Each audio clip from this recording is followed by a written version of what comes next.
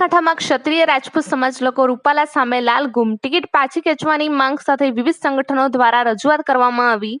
રાજકોટ લોકસભા બેઠકના ઉમેદવાર અને કેન્દ્રીય મંત્રી પુરુષોત્તમ રૂપાલાએ દલિત સમાજના એક કાર્યક્રમમાં રાજપૂત સમાજ વિશે અભદ્ર ભાષામાં ટિપ્પણી કરી હતી, જેને લઈ સમગ્ર ગુજરાત સહિતના રાજપૂત સમાજમાં રોષ ફાટી નીકળ્યો છે અને પુરુષોત્તમ રૂપાલાની ટિકિટ રદ કરવામાં આવે તેવી માંગ કરવામાં આવી રહી છે।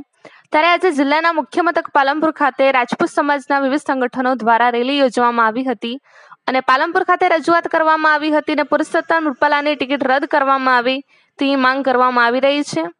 જો ટિકિટ રદ કરવામાં નહીં આવે તો આગામી લોકસભાની ચૂંટણીમાં ભારતીય જનતા પાર્ટીને મોટું નુકસાન થશે તેવી રાજપૂત સમાજના આગેવાનોએ ચીમકી આપી હતી। અહેવાલ ગોપાલ કે પૂજારા, ભાબર, બનાસકાંઠા।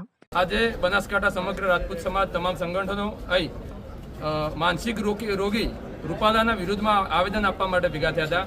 અમે આજે મોદી સાહેબના સાથે છો, કાલે મોદી સાહેબના સાથે રહેવાના છો, પણ આવતી આ લોકસભાની ઇલેક્શનમાં જો ભારતીય જનતા પાર્ટી રૂપાલાજીના વિરુદ્ધ કોઈ એક્શન નહીં લે તો અમે ડંકાની ચોટ ઉપર સમગ્ર ગુજરાતમાં તમામ સીટો ઉપર તમામ રાજપૂત સમાજ એમને નુકસાન પહોંચાડશે। બસ જય હિન્દ, જય ભારત।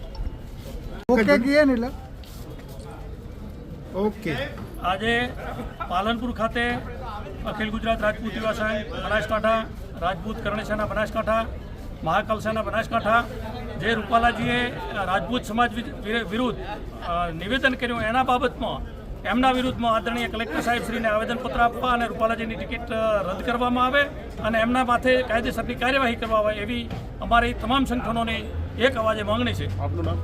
ચૌહાણ પ્રવીણસિંહ પારસી, પ્રમુખ અખિલ ગુજરાત રાજપૂત। માની લો કે ભાજપ તમારી માંગણી નહીં સંતોષે તો આગળ શું રણનીતિ હશે? આગળ એના અમે સાથે મળી અને એનું આંદોલન ચાલુ કરશું અને એના વિરુદ્ધમાં જે થશે એ અમે કરશું।